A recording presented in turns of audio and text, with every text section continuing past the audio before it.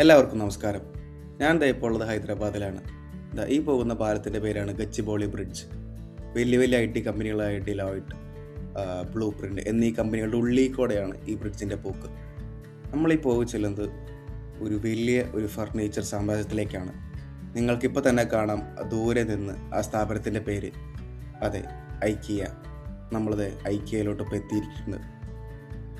ഏകദേശം കേരളത്തിലെ ലുലു മാളിൻ്റെ അത്രയും വരും ഈ ഒരു ഫർണിച്ചർ സ്ഥാപനം. നമുക്ക് ഉള്ളിൽ പോയി നോക്കാം. ഐക്കിയയുടെ എൻട്രൻസിലാണ് ഞാൻ ഇപ്പോൾ ഉള്ളത്. നിങ്ങൾക്ക് ഐക്കിയയുടെ സ്റ്റോറി അറിയോ? ആരാണ് തുടങ്ങിയത്, ആരാണ് നിലനിർത്തി പോകുന്നത് എന്നൊക്കെ. ശരിക്കും പറഞ്ഞാൽ ഒരു മാച്ച് ബോക്സ് തീപ്പെട്ടി വിറ്റ് നടന്നിരുന്ന ഒരു കൊച്ചു പയ്യനാണ് ഇതിൻ്റെ ഓണർ, ഇതിൻ്റെ ഫൗണ്ടർ. ഈ പയ്യൻ്റെ പേര് ഇംഗ്വാർ കാംപ്രാഡ് എന്നായിരുന്നു. ഇവൻ സ്വീഡനിലെ സ്റ്റോക്ക്ഹോമിലായിരുന്നു ഇവൻ്റെ വീട്. ഇവൻ സ്റ്റോക്ക്ഹോമിൽ നിന്നും ബൾക്കിനായി മാച്ച് ബോക്സസ് തീപ്പെട്ടികൾ നാട്ടിലോട്ട് വരുത്തും. അത് ഓരോ വീടുകളിലും കയറി ചെറിയ തുക പ്രോഫിറ്റായി അവൻ ജീവിച്ചിരുന്നു.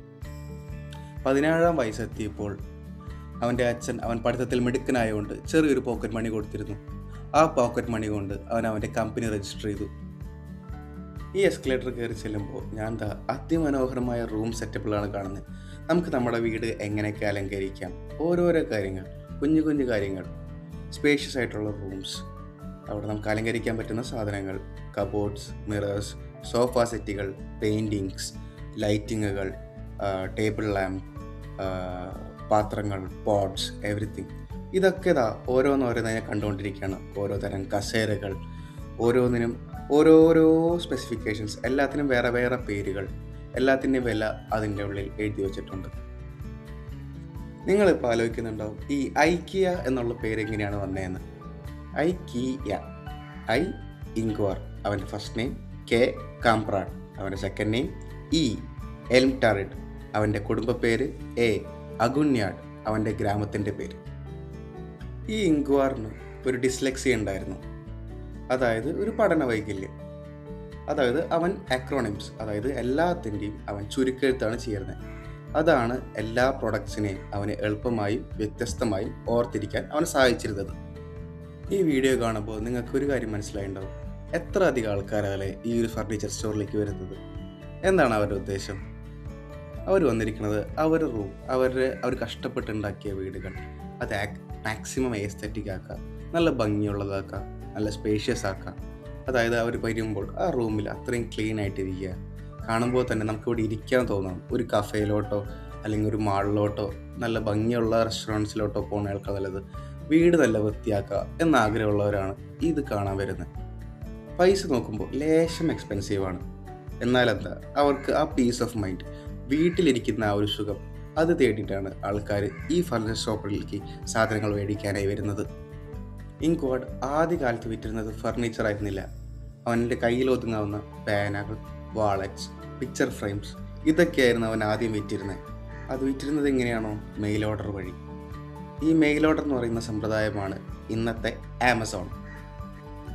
ലൈഫിലെ ഒരു പോയിന്റിൽ അവൻ്റെ കാറ്റലോഗിൽ ഫർണിച്ചേഴ്സ് ഉൾപ്പെടുത്തി. എന്തുകൊണ്ടാണെന്നറിയോ? ആ നാട്ടിൽ ഫർണിച്ചറുകൾ, അതായത് യൂറോപ്പിൽ, നല്ല വിലയായിരുന്നു. നിങ്ങൾക്കിപ്പോൾ കാണാം എന്ത് എഫിഷ്യൻ്റ് ആയിട്ടുള്ള ഡൈനിങ് സെറ്റുകളാണ്, എന്ത് എഫിഷ്യൻ്റ് ആയിട്ടുള്ള കിച്ചൺസാണ് അങ്ങനെ രസകരമായി പാക്ക് ചെയ്ത് വെച്ചിരിക്കുന്നത്. ഓരോ തരം കസേരകൾ, ഇങ്ങനെയൊക്കെ റൂം നല്ല രീതിക്ക് നല്ല ഭംഗിയാക്കാം. അതായത് ആൾക്കാർ വീടിൻ്റെ അകത്ത് തന്നെ ഇരിക്കും, അത്രയും മനോഹരമായിട്ടാണ് അറേഞ്ച് ചെയ്തിരിക്കുന്നത്. ഇതൊക്കെ ഓരോ റൂമിൻ്റെ ഡെമോകളാണ്. ഇത് മുതിർന്നവരുടെ റൂമുകളുണ്ട്, കുട്ടികൾക്കുള്ള റൂമുകളുണ്ട്, കിച്ചൺ, സ്റ്റോർ റൂം, എല്ലാം എങ്ങനെയൊക്കെ എഫിഷ്യൻ്റായിട്ട് ഓരോ സാധനങ്ങൾ പാക്ക് ചെയ്യാം, എല്ലാം ഇവിടെ ഓരോരോ റൂമുകളുടെ ഡെമോ ആയി കാണിച്ചു വെച്ചിട്ടുണ്ട്. 1956 ഒരു സംഭവം നടന്നു. ഇംഗ്വാറിന് ഒരു ഓർഡർ കിട്ടുന്നു, കസേരകളുടെ ഓർഡർ. അപ്പോൾ അവൻ്റെ എംപ്ലോയി ഇത് ഒരു ടേബിളിൽ ഒരു ബോക്സിനകത്താക്കാൻ നോക്കി. എന്നാൽ ആ ബോക്സിൽ ഇത് കൊള്ളുന്നുണ്ടായിരുന്നില്ല. അവൻ അതിൻ്റെ കാലുകൾ അഴിച്ചു മാറ്റി ആ ബോക്സിനുള്ളിലേക്ക് വെച്ചു. അതൊരു അത്ഭുതമായിരുന്നു.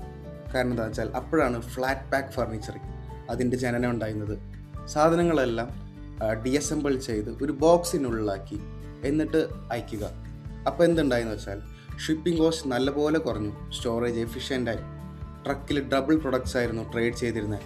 അന്നത്തെ ആൾക്കാർ ഇതൊക്കെ കണ്ടിട്ട് ആകെ ഞെട്ടി. ഇത്രയും നല്ല ബ്യൂട്ടിഫുൾ ആയിട്ട് ഫർണിച്ചർ, അത് ഇത്രയും വില കുറഞ്ഞ പൈസയ്ക്ക്. ഷിപ്പിംഗ് കോസ്റ്റ് കുറഞ്ഞല്ലോ. അപ്പോൾ ആൾക്കാർ കുറേ കൂടി മേടിക്കാൻ തുടങ്ങി. ആൾക്കാർക്ക് ഈ ബ്യൂട്ടിഫുൾ പ്രോഡക്റ്റ്സ് കുറച്ചും കൂടി ആക്സസിബിൾ ആയി. 1970 ആയപ്പോഴേക്കും യൂറോപ്പുകളിൽ ഇവർ ഔട്ട്ലെറ്റ് തുടങ്ങി.